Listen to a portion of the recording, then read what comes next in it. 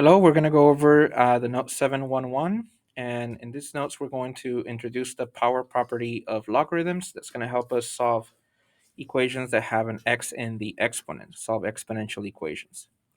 So we started the notes by reviewing what we did in the last chapter about how to rewrite logs as exponentials in order to solve for x. Remember that log is asking the question, what power do we raise the base by to get the number?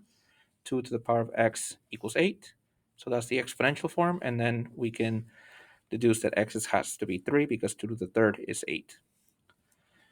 All right. Then we talked about what a log is as the inverse of an exponential. We also know that we can rewrite exponentials and bring down the variable exponent.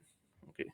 So anytime we have an exponential function, like we did right here, we can rewrite it as a log and bring down the exponent.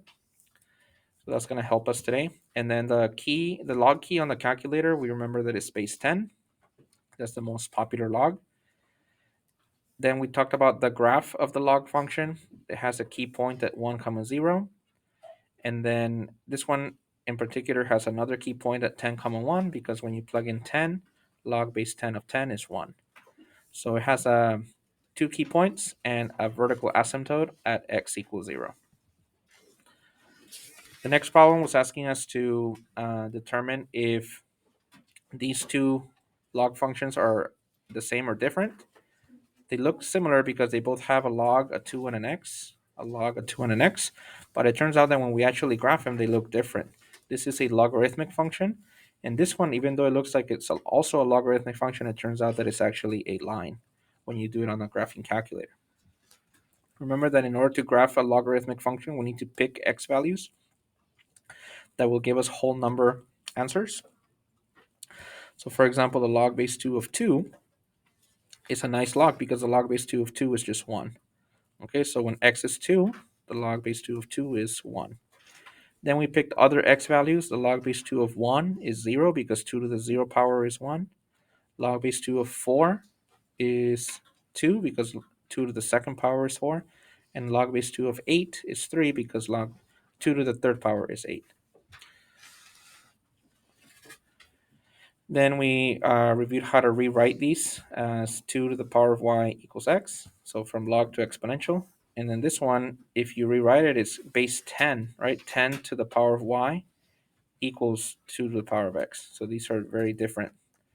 As you can see, therefore, they are not the same. In the back of the notes, we were trying to figure out if there's any case in which you have the same log and the same numbers and have them be identical.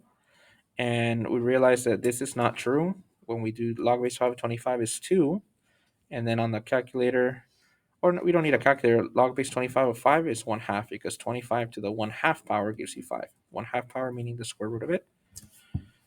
And then, so all of these are false except um, for the third one. Okay, so here in the third one, we realize that if we have log of 7 to the x power and x times the log of 7, okay, this actually, when we did it on the calculator, when we type in, for example, if x is 2 and x is 2, we type in log of 7 squared, and then we typed in 2 log of 7, and they both gave us the same answer. So in other words, these two are identical. And so we tested it out with other numbers, like if x was 3, and if x was 4, and if x was 5, and they always gave us the same number. So because we're repeatedly getting the same answers, we can deduce that whenever we have the same log, the same base, 7 and 7, and then we can bring the exponent to the front. Okay, having the exponent here or having it in the front, it's actually the same thing. So that's the power property of logarithms. Anytime that you have a log of something raised to an exponent, you can bring the exponent down to the front, and it's equivalent to this. So you can rewrite anything that looks like this with an exponent by bringing the exponent down in front. And that's the beauty of logarithms because it helps you find the answer.